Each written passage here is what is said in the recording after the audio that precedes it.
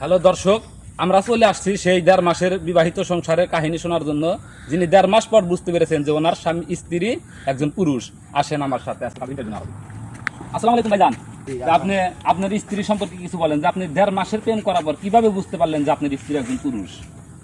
আসলে আগে এরকম তো কোনো কিছু ইয়ে হয় না। এই আমরা ফোনের মাধ্যমে কথা বলছি, ফোনের মাধ্যমে আমাদের রিলেশন, তো হঠাৎ করে আমাদের বিয়ে হয়। তো দীর্ঘদিন যাবৎ মানে এরকম কোনো আমরা স্বামী স্ত্রীর মানে এরকম কোনো সম্পর্ক হয় নাই আমাদের ভিতরে। তো হঠাৎ করে একদিন রাতের বেলায় দেখলাম আর কি সব কিছু। তো পরে বুঝতে পারলাম যে সে আসলে এই মেয়ে না, পুরুষ। তো তারপরের থেকে আর কি ঘটনাটা মানে সরে গেছে আর কি।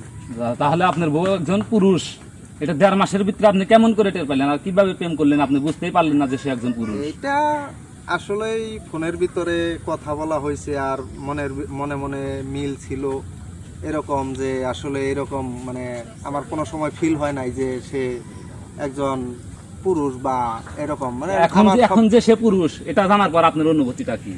অনুভূতি আর কি, যা হবার তা তো হয়ে গেছে। শুনলেন তো দর্শক, তাদের সংসার জীবনের কাহিনী। সে এখন পুরুষকে নিয়ে সংসার করতে চাচ্ছে, তাদের ভালোবাসার সম্পর্ক। এটা কি আমাদের এই জাতি সমাজ মেনে নেবে? এখন এটা সিদ্ধান্ত আপনারা সবাই কমেন্ট বক্সে জানাবেন।